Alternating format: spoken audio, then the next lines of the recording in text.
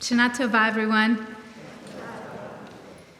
Back in June, I watched a video of a performance on America's Got Talent that captured my heart.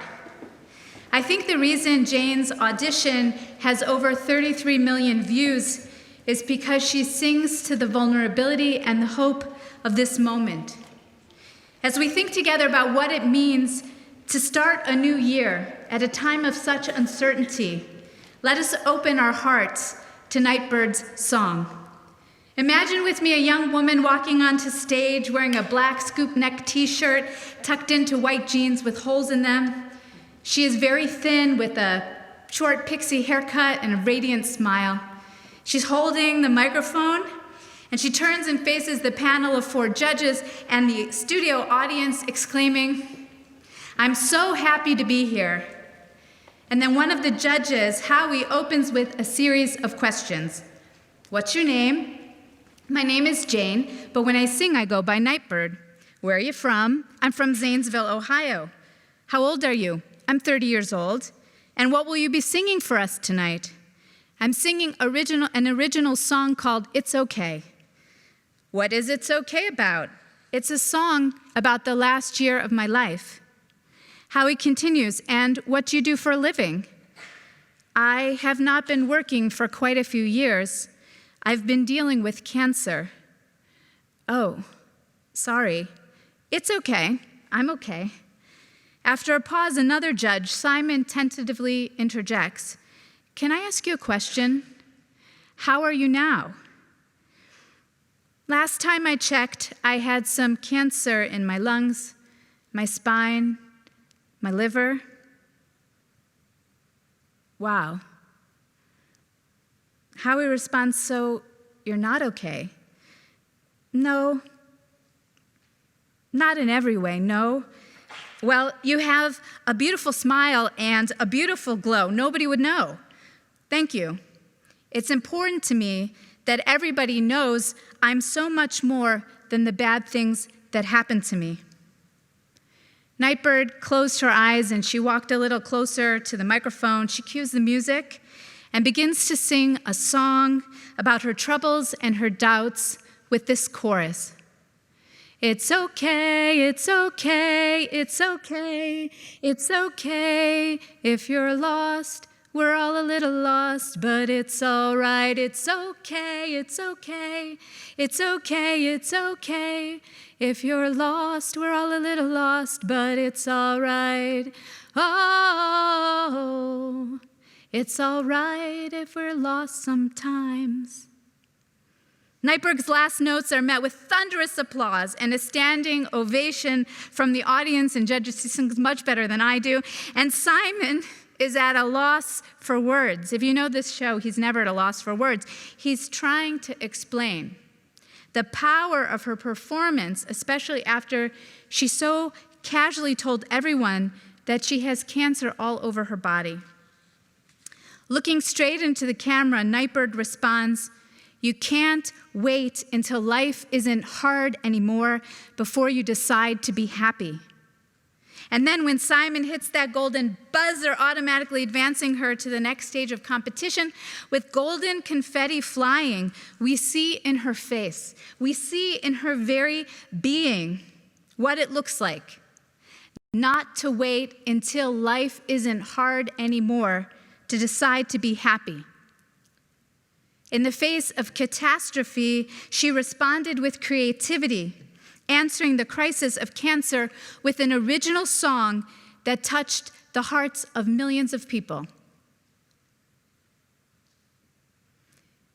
I feel a little lost going into this new year, and I'm sure I'm not alone. I want to return to that time before the pandemic, but I don't know when or if that will ever be. I want to return to a time when fires and floods and tornadoes were rare events far from home, a time before climate change had already officially arrived. I want to return to a time when politics are less divisive and the discourse is not just more respectful, it's respectful. I want to return to a high holiday season where my biggest concerns were smaller and more personal and more within my individual control.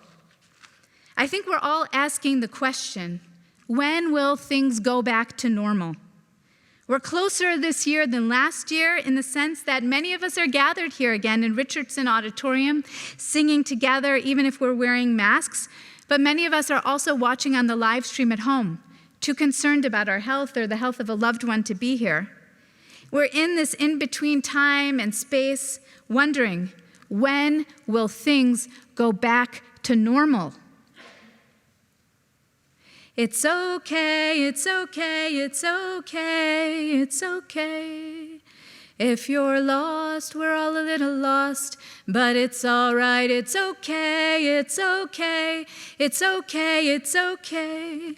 If you're lost, we're all a little lost, but it's all right, oh. It's all right if we're lost sometimes. There's something ironic, maybe even discordant, about combining the themes of starting something, of starting a new year, with themes of returning, of tshuva. In the middle of that word tshuva, which we often translate as repentance, is the word shuv, which means return. The high holiday season is about returning to our best selves, returning to kindness, returning to community, returning to acts of justice, returning to Jewish practice, returning to the Holy One. And yet a new year is never simply about returning to the way things were before. It's about moving forward with a fresh start to a new destination. You might remember Rabbi Ben Pearlstein.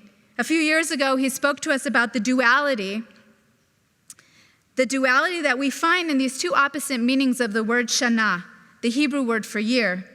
A new year is partly about repetition, but it's also about change.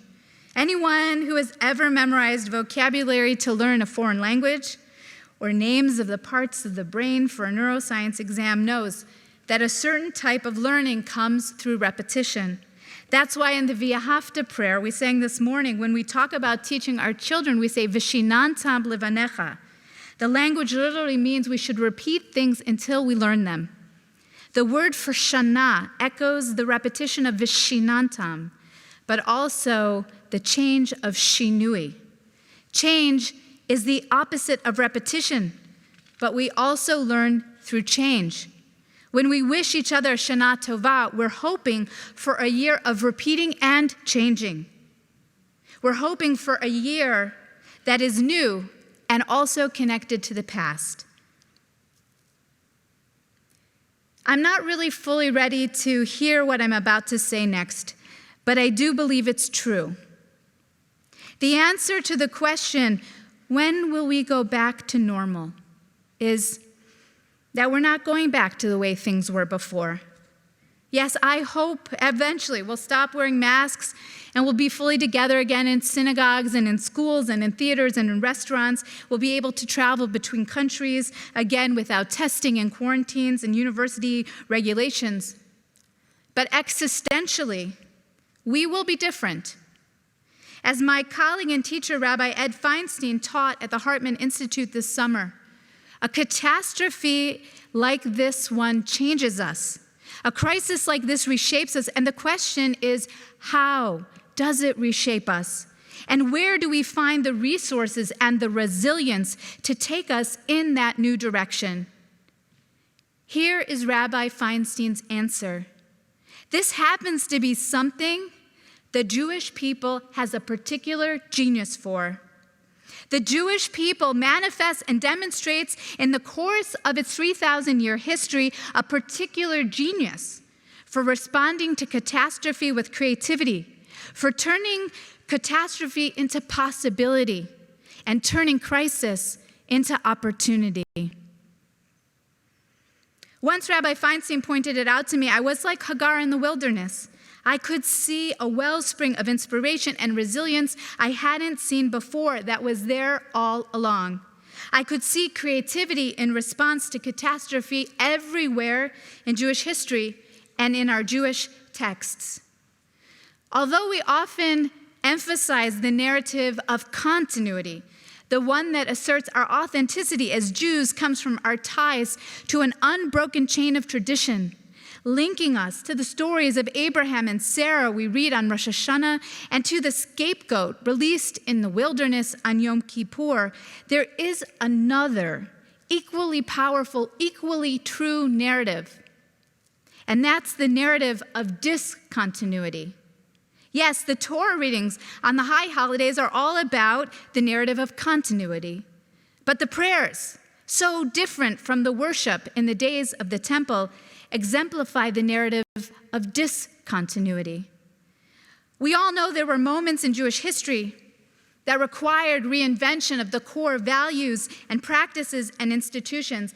There were moments when great and courageous leaders like Yochanan ben Zakkai and Maimonides and the Baal Shem Tov and Judith Plaskow reimagined the essence of Jewish ideas and practices because they realized that we were lost and the old roadmaps of meaning were insufficient to the road ahead. There were new institutions and practices and ideas and books that needed to be written in order to survive the crisis we faced. We're here today because after the destruction of the temple, when the building that stood literally on the foundation stone of the world was no longer standing, Rabbi Yochanan ben Zakkai reconceptualized the three things upon which the world could stand. By reshaping Judaism to stand on Torah and prayer and acts of kindness, on Torah, avodah, ugemilut chasadim, Rabbi Yochanan ben Zakkai used courage and creativity in the face of the crisis of exile to allow us to find a new way forward that was still linked to the past. And it wasn't just the Mishnah and the Talmud that exemplified this. They were written in response to the destruction of the temple. But Maimonides, he developed his philosophical tradition in confrontation with Muslim philosophical ideas. And the Zohar was written during the Inquisition in response to a loss of freedom and political power. And Hasidism emerged in response to a false messiah and to the Chmelnytsky pogroms.